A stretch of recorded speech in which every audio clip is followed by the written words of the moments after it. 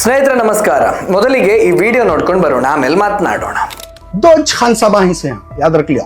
ये दुनिया के अंदर एक खान साहब जो हैं वो न वहाँ ही तकलीफ में ही हैं. हमारे दुआएं हैं उनके साथ, वो खान साहब के वास्ते भी जो हम नाम वाले हैं मेरे, समझ गए. तो दूसरा खान साहब है कि तो हिंदुस्तान के अंदर वो जमीर अहमद खान कर को मैं बोलना चाहता हूँ. ये खान साहब जो हैं वो न वहाँ ही तकलीफ में ही हैं. हमारे दुआएं हैं उनके साथ, वो खान साहब के वास्ते भी जो हम नाम वाले हैं मेरे. ಅರ್ಥ ಆಯ್ತಾ? ಅರ್ಥ ಆಗದೇ ಇದ್ರೆ ನಾವೀಗ ಹೇಳ್ತೇವೆ, ಪ್ರಪಂಚದಲ್ಲಿ ಖಾನ್ ದಿ ಬೆಸ್ಟ್ ಅಂತ ಒಬ್ಬರೇ ಇರೋದು. ಒಬ್ಬರು ಆ ದೇಶದಲ್ಲಿದ್ದಾರೆ, ಅವರು ಈಗ ಕಷ್ಟದಲ್ಲಿದ್ದಾರೆ, ಅವರಿಗಾಗಿ ನಾನು ದುವಾ ಮಾಡುತ್ತೇನೆ. ಅವರು ನನ್ನ ಹೆಸರಿನವರೇ ಆಗಿದ್ದಾರೆ. ಇನ್ನೊಂದು ಜಮೀರ್ ಅಹಮದ್ ಖಾನ್. ಹೀಗೆಂದು ಹೇಳಿದವರು ಯಾರು ಗೊತ್ತಾ? ಕೋವಿಡ್ ಸಮಯದಲ್ಲಿ ಪಾದರಾಯನಪುರದಲ್ಲಿ ಕೊರೋನಾ ವಾರಿಯರ್ಸ್ ಮೇಲೆ ಹಲ್ಲೆ ನಡೆಸಲು ಕುಮ್ಮಕ್ಕು ನೀಡಿದ ಆರೋಪದ ಮೇಲೆ ಬಂಧಿತನಾಗಿದ್ದ ಜಮೀರ್ ಅಹಮದ್ ಖಾನ್ ಅವರ ಆಪ್ತ ಮಾಜಿ ಬಿಬಿಎಂಪಿ ಕಾರ್ಪೊರೇಟರ್ ಇಮ್ರಾನ್ ಪಾಷಾ. ಆತ ಹೇಳಿದ ಮೊದಲ ಖಾನ್ ಬೇರೆ ಯಾರೂ ಅಲ್ಲ, ಪಾಕಿಸ್ತಾನದ ಮಾಜಿ ಪ್ರಧಾನಿ ಇಮ್ರಾನ್ ಖಾನ್. ದಾವಣಗೆರೆ ದಕ್ಷಿಣ ವಿಧಾನಸಭೆಯ ಉಪಚುನಾವಣೆಯಲ್ಲಿ ಮುಸ್ಲಿಂ ಅಭ್ಯರ್ಥಿಗೆ ಕಾಂಗ್ರೆಸ್ ಟಿಕೆಟ್ ನೀಡದೇ ಇರುವಂತಹ ವಿಚಾರ ಬೆಳೆದು ಶತ್ರು ದೇಶದ ವ್ಯಕ್ತಿಯನ್ನ ಹೊಗಳುವಷ್ಟರ ಮಟ್ಟಿಗೆ ಬಂದು ತಲುಪಿದೆ.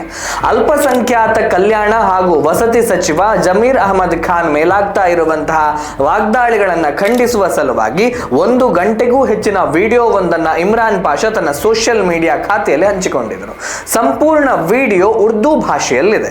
ಕರ್ನಾಟಕದಲ್ಲಿ ಕನ್ನಡವೇ ಸಾರ್ವಭೌಮ ಅಂತ ಬೀದಿಯಲ್ಲಿ ಹೇಳ್ಕೊಂಡು ತಿರುಗಾಡುವ ಒಬ್ಬನೇ ಒಬ್ಬ ಸೋಕಾಲ್ಡ್ ಹೋರಾಟಗಾರ ಈ ಸಂಪೂರ್ಣ ಉರ್ದು ಭಾಷೆಯ ವಿಡಿಯೋಗೆ ವಿರೋಧವನ್ನ ವ್ಯಕ್ತಪಡಿಸಲಿಲ್ಲ ಬಿಡಿ, ಅವರೇನಿದ್ದರೂ ಹಿಂದಿ ವಿರೋಧ ಮಾತ್ರ. ತನ್ನ ರಾಜಕೀಯದ ಗುರು ಜಮೀರ್ ಅಹಮದ್ ಖಾನ್ ಅವರನ್ನ ಹೊಗಳಲಿ, ಅದರಲ್ಲಿ ತಪ್ಪೇನಿಲ್ಲ.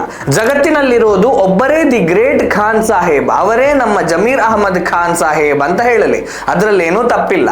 ನಮ್ಮದೇ ದೇಶದ ಬಾಲಿವುಡ್ ಸಿನಿಮಾಗಳಲ್ಲಿ 4 ವೆರಿ ಫೇಮಸ್ ಖಾನ್ಗಳಿದ್ರು. ಅಮೀರ್ ಖಾನ್, ಸಲ್ಮಾನ್ ಖಾನ್, ಶಾರುಖ್ ಖಾನ್, ಸೈಫ್ ಅಲಿ ಖಾನ್, ಇವರನ್ನೂ ಕೂಡ ದಿ ಗ್ರೇಟ್ ಖಾನ್ ಸಾಹೇಬ್ ಅಂತ ಹೇಳಬಹುದಿತ್ತು, ತಪ್ಪೇನೂ ಇರಲಿಲ್ಲ.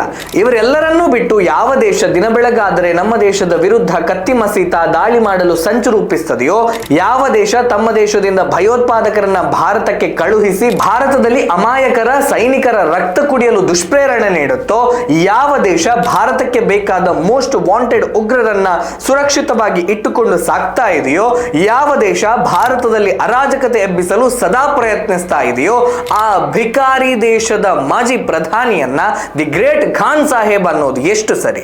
ಇಂತಹ ಮತಾಂಧ ಮನಸ್ಥಿತಿ ನಮ್ಮ ದೇಶಕ್ಕೆ ಅಪಾಯಕಾರಿ ಅಲ್ವಾ? ಅದರಲ್ಲೂ ಆತ ಈಗ ಕಷ್ಟದಲ್ಲಿದ್ದಾನೆ, ಅವರಿಗಾಗಿ ನಾನು ದೇವರಲ್ಲಿ ಬೇಡಿಕೊಳ್ಳುತ್ತೇನೆ ಅಂತ ಹೇಳುವುದನ್ನ ನೋಡುವಾಗ ಪಾಕಿಸ್ತಾನದಲ್ಲಿರುವ ವ್ಯಕ್ತಿಗಳ ಬಗ್ಗೆ ಎಲ್ಲ ಇವರಿಗೆ ಎಷ್ಟು ಪ್ರೀತಿ ಇದೆ ಅಂತ ಜಗಜ್ಜಾಹೀರಾಗುತ್ತೆ.